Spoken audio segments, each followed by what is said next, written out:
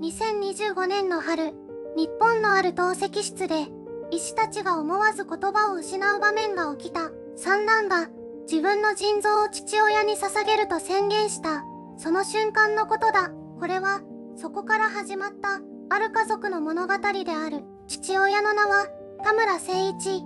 42年間、週に3回、透析室の椅子に座り続けてきた男だ。若い頃に腎臓病を患い、移植を待ち続けながらも、その機会は一度も訪れなかった。針を刺されるたびに、静かに目を閉じる父の姿を、3人の息子たちはずっと見てきた。そして2025年のある日、三男がついに口を開いた。お父さんに、僕の腎臓をあげたい。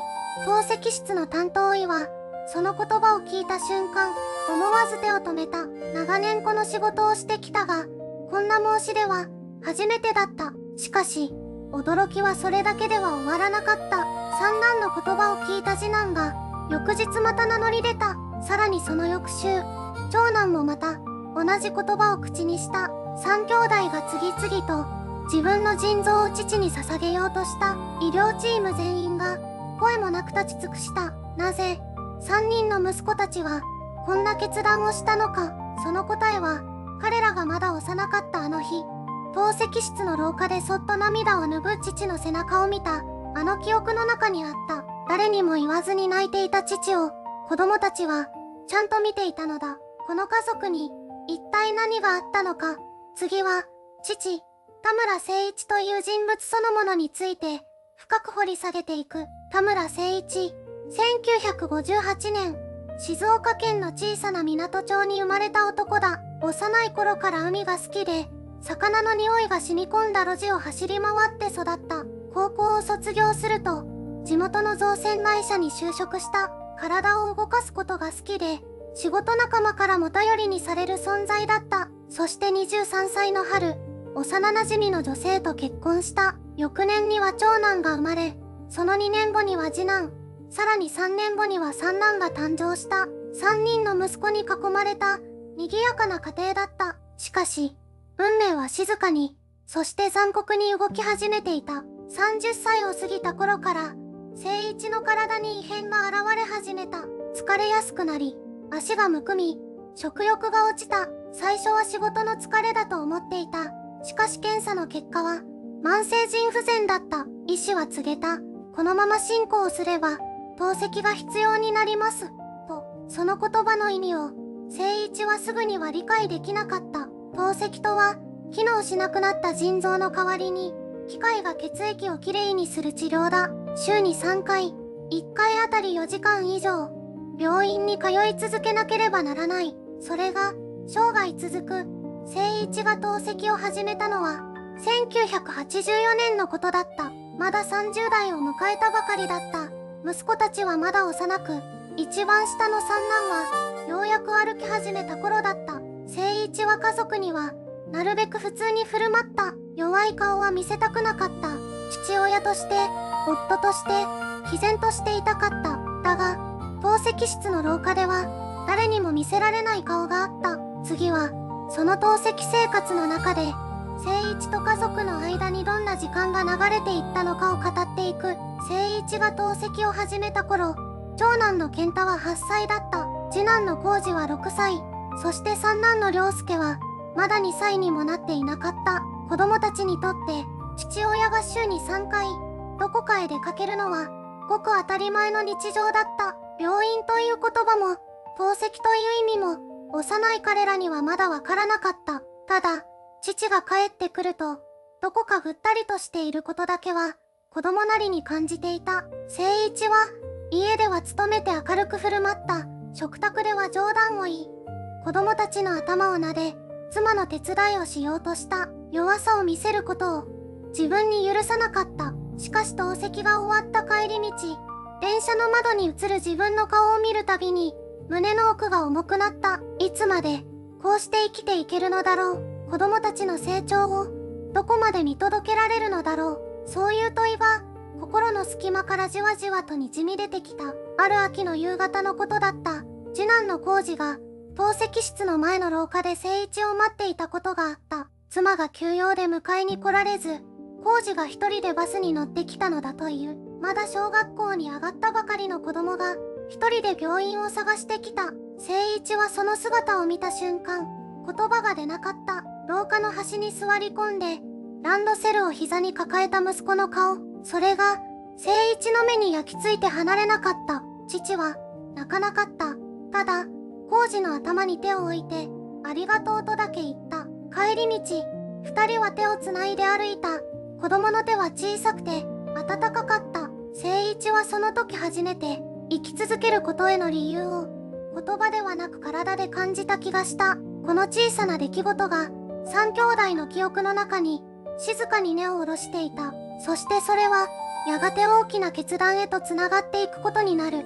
それから、時間は流れた。誠一の透析は続いた。週に3度、病院へ通う日々が、何年も、何十年も積み重なっていった。子供たちは成長した。浩二も、次男の健也も、長男の義雄も、それぞれの人生を歩み始めた。だが、3人の胸の中には、あの日の記憶が残っていた。透析室の廊下で、父が静かに涙をこぼしていた。あの午後のことが、言葉にしたことは、一度もなかった。3兄弟で、その話をしたこともなかった。それでも、それぞれが、それぞれの場所で、同じ記憶を抱えて生きていた。誠一は、家族に心配をかけまいと、弱音を吐かなかった。透析の帰り道、疲れた体を引きずりながらも、食卓では笑ってみせた。子供たちはそれを知っていた。父が隠していることも、父が本当はどれほど苦しいかも知っていたからこそ、何も言えなかった。転機が訪れたのは、2025年の春のことだった。末っ子の浩二が、ふとした会話の中で、医師にこう告げた。私の腎臓を、父に渡せませんか。その言葉は、静かだった。しかし、その重さは計り知れなかった。医師は驚いた。浩二の目には、迷いがなかった。知らせを受けた健也は、すぐに電話をかけてきた。俺も検査を受ける。と、そして義雄もまた、黙って病院へ向かった。三兄弟は、示し合わせたわけではなかった。それぞれが、それぞれの決断で、同じ場所へたどり着いていた。あの日、父の手が自分の頭に置かれたあの瞬間から、ずっと、答えを探していたのかもしれない。父が生き続けてくれたから、自分たちは今ここにいる。ならば今度は、自分たちが父を生かす番だと、その思いが、3人を動かした。そしてこの決断は、家族全員の人生を、新しい光の中へと導いていくことになる。あの頃、家族はとても幸せだった。父の健一は、若い頃から体が丈夫な人間ではなかった。それでも、3人の息子たちが小さかった頃、家には笑い声が絶えなかった。週末になると、父は息子たちを近くの公園へ連れて行った。ボールを蹴り、虫を追いかけ、夕暮れまで一緒に走り回った。帰り道、疲れた息子たちを両手に抱えながら、父はいつも満足そうに笑っていた。その笑顔が、家族にとっての日常だった。しかし、幸せな時間は突然終わりを告げた。長男が中学生になった年の秋のことだった。父が職場で倒れた。救急車で運ばれ、検査の結果が出るまで、家族は病院の廊下で息を殺して待った。告げられた診断は、慢性腎不全だった。医師は静かな声で言った。このまま透析を続けなければ、命に関わると、父はその言葉を聞いて、しばらく黙っていた。そして一つだけ聞いた。子供たちには、まだ言わなくていいですかと、それが、父という人間だった。自分の体よりも先に、息子たちの顔が浮かんだのだ。透析が始まった。週に3回、病院へ通う生活が始まった。仕事を調整し、体調を整え、それでも父は食卓に座り続けた。息子たちの前では、弱い顔を見せないようにしていた。だが、次男の誠治はある日、偶然見てしまった。透析室の廊下で、父が一人、静かに泣いていた。声を出すわけでもなかった。ただ、窓の外を見ながら、涙を拭っていた。その背中が、ひどく小さく見えた。誠治は声をかけられなかった。ただ、その景色が、心に焼き付いた。消えることなく、ずっと残り続けた。父は家族の支えであり続けた。どんなに体が辛くても、その役割を手放そうとしなかった。その姿が、三兄弟の礎となっていく。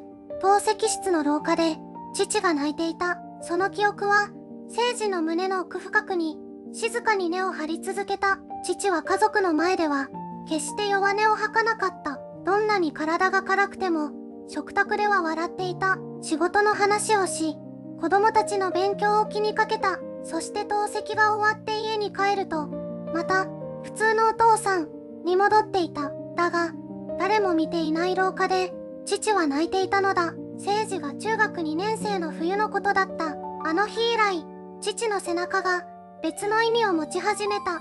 強さの象徴ではなく、何かを必死に応えている人間の正直な姿として、父が最初に透析を始めたのは、聖司がまだ生まれる前のことだった。42年という時間は、言葉にすれば短い。しかし実際には、週3回、針を刺し、機械につながれ、数時間をベッドの上で過ごす。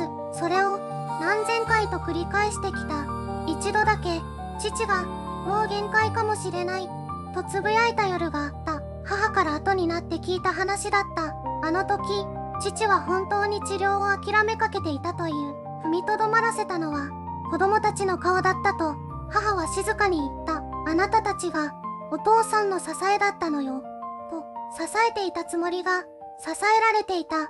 聖司は、その言葉をずっと忘れなかった。父は倒れなかった。倒れたくても、倒れられなかったのかもしれない。だが、それでも立ち続けたことが、三兄弟の中に、ある種の信念として刻まれていった。誰かのために、踏みとどまることができる。その信念が、やがて3人を、ある決断へと向かわせていく。聖司は、しばらく何も言えなかった。母の言葉が、胸の奥に静かに沈んでいった。支えていたつもりが、支えられていた。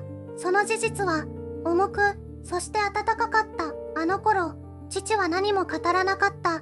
透析室から出てくるたびに、少しだけ顔色が悪かった。それでも食卓に戻り、箸を持ち、兄弟たちの話に耳を傾けた。父にとって、3人の息子の声が、翌週の透析室へと向かう理由だったのかもしれない。聖司はそう思うようになった。転機は、ある夜に訪れた。2025年の冬のことだった。聖司は一人、自室でパソコンに向かっていた。生体腎移植という文字を検索していた。深夜の画面の光だけが部屋を照らしていた。条件を調べれば調べるほど、一つの考えが固まっていった。自分の腎臓を父に渡せるかもしれない。その選択が、父の42年間を終わらせる鍵になるかもしれない。震える手で、医療相談のフォームに名前を入力した。送信ボタンを押す前に、一度だけ止まった。怖くなかったと言えば、嘘になる。それでも押した。翌朝、兄の健一から連絡が来た。俺も、同じことを考えていた。と、その一文だけだった。聖司は画面を見つめたまま、涙をこらえた。兄も、同じ夜に調べていたのだ。二人の思いは、やがて長兄の拓也にも届いた。三人が同じ方向を向いていたことを、誰かに教わったわけではなかった。ただ、父の背中を見て育った。それだけだった。一人の父親が、倒れずに立ち続けたこと。その姿が、三兄弟の中に静かに根を張り、やがて一つの決断として花を咲かせようとしていた。その朝、三兄弟は初めて、同じ部屋に集まった。誰が呼びかけたわけでもなかった。それぞれが、それぞれの夜を越えて、自然とそこに集まっていた。長兄の拓也が、静かに口を開いた。俺たちは、同じことを考えていたんだな。誰も反論しなかった。誰も驚かなかった。ただ、三人の間に、深い沈黙が流れた。次男の聖司が、テーブルに視線を落としたまま言った。父さんが透析室で泣いていたあの日、俺はずっと忘れられなかった。三男の裕太が、小さくうなずいた。俺も、あの背中が、頭から離れなかった。42年間、父は一度も、弱音を口にしなかった。週に3度、透析室に通い続け、それでも家族の前では笑い続けた。その重さを、三兄弟はそれぞれの胸の中で、ずっと抱えていたのだ。拓也が言った。一人では無理でも、三人なら前に進める。その言葉が全てだった。医療チームへの申し出は3人一緒に行われた。担当医は長い沈黙の後、静かに頭を下げた。3兄弟が連鎖的に提供を申し出るケースは極めて稀なことだと後に語っている。検査が始まった。適合性の確認が進んだ。そして結果が出た。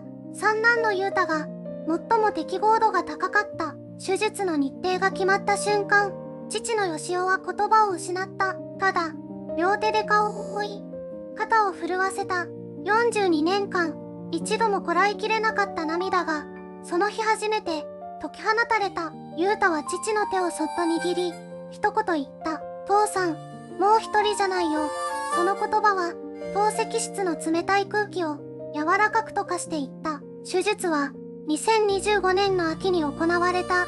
裕太の腎臓が義雄の体に移植された。42年間機械に委ねてきた仕事を今度は息子の臓器が引き受けた。手術は無事に成功した。術後、義雄が初めて目を開けた時、病室には3人の息子が揃っていた。長男の誠一、次男の健二、そして三男の裕太。誰も何も言わなかった。ただ静かに父の顔を見つめていた。義雄は天井を見上げた。天敵の音だけが部屋に響いていた。退院の日、義雄は自分の足で病院の玄関を歩いて出た。それだけのことがその日は奇跡のように思えた。週に3度透析のために通い続けたあの道をもう歩かなくていい。その事実がじわりじわりと体に染み込んでいった。自宅に戻った義雄はしばらく庭に立ち続けた。風が吹いていた。空が広かった。こんなに空が広かったのかと義雄は小さくつぶやいた。透析の疲労で曇っていた目に世界が違って見えた。色が鮮やかだった。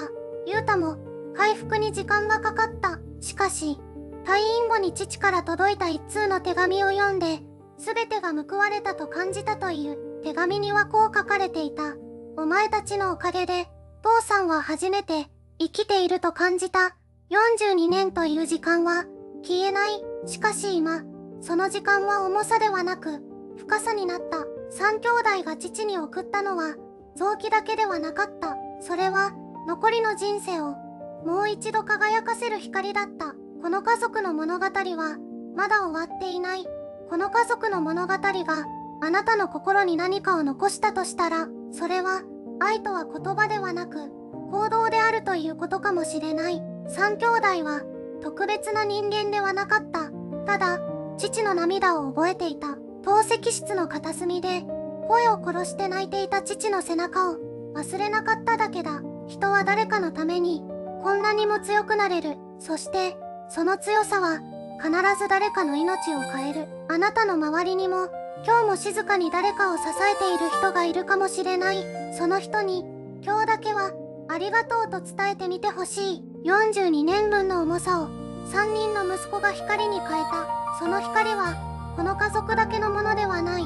今これを見ているあなたの中にもきっと灯る。最後まで見てくれてありがとう。もしこの話が心に触れたならチャンネル登録と高評価で次の物語へ続く道を一緒に作ってほしい。